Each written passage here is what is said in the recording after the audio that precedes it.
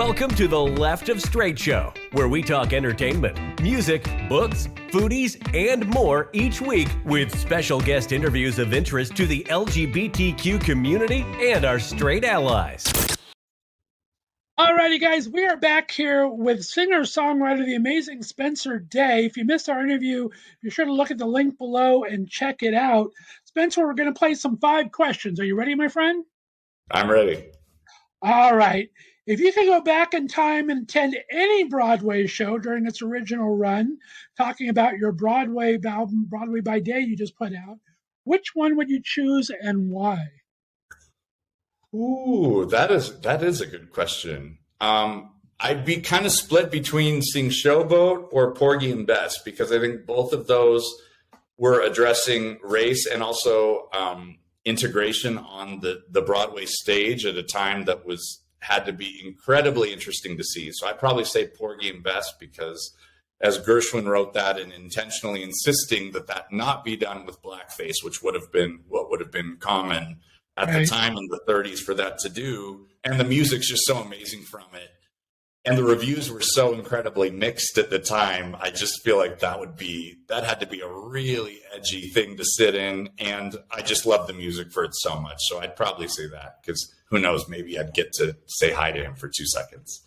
That's a great answer. Those I would have loved to have seen as well. Nice. All right. Well, number 2, if you were to create a concept album that tells a story or has a central theme, what would that narrative or theme be, and why would it resonate with you? Wow, that's also really good. Well, the record we're going to be doing, La Frontera, definitely has a theme related and hopefully culminating in the end goal of putting on a concert at the border between San Diego and Tijuana. So that I think has a strong concept. Doing one that's all songs based on Tinder profiles is something that has intrigued me. Like a whole album of that, I think could be really, really interesting, because I've seen some pretty wacky ones. So that would be fun. Oh my gosh, that's crazy. I love that. All right, now you've been traveling all over the place, obviously. In your travels, have you ever discovered any lesser-known musical traditions or artists that you feel deserve more attention, and how might they have inspired you? Oh, well, I mean, so many artists I feel like that are far more talented than I'm going to say too many to name. I think in terms of music, one thing that's amazing about being a musician is you get to really realize how many amazing culturally diverse towns there are besides just New York, LA, the glamour cities that people know. And obviously my discovery of Mexican music, for example, and realizing how much goes beyond just banda or mariachi, which seems to be the limits of what people know, and how much amazing electronica, dance music, singer-songwriter music. Also spending time in Nashville and just realizing how diverse country music is within that, and how much it goes beyond just songs about pickup trucks and dead dogs and lives leaving you. Anytime you spend time in any place, you realize how amazingly diverse and complex any genre of music really is. I bet. Oh my goodness, I love that. All right, now you are an amazing performer. Can you share a unique or unexpected experience you've had during a live performance, and how did it change your perspective maybe on performing? Oh gosh.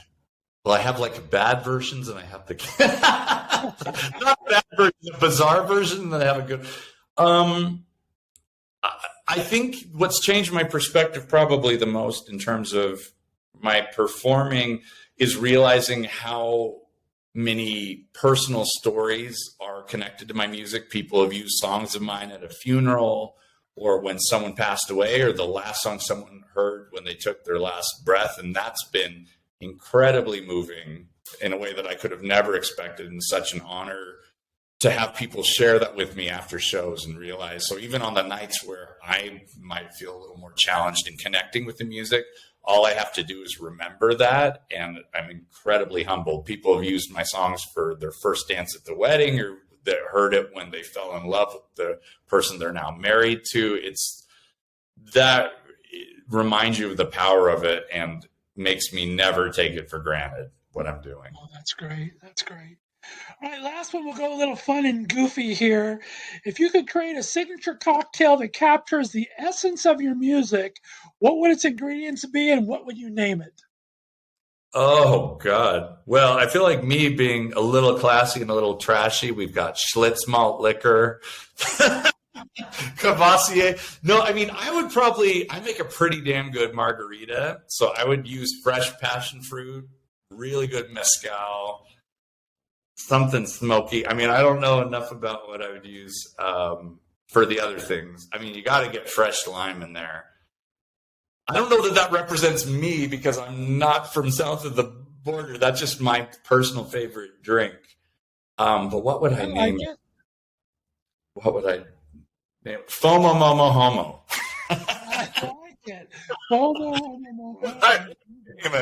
But it would, I feel like I'd go tropical, which doesn't really speak to if I were trying to make it more of a truly unique Utah drink, then we know the alcohol would be served separate with the mixer, which would would be mayonnaise and right. Oh my gosh.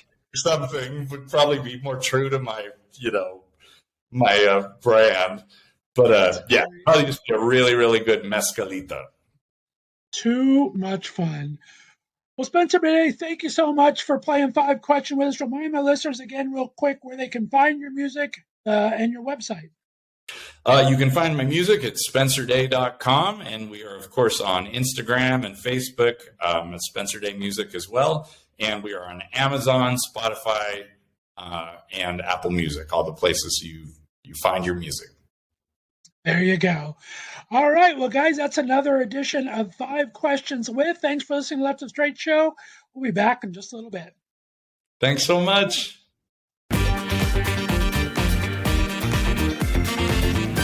Thanks for listening to the Left of Str8 Show.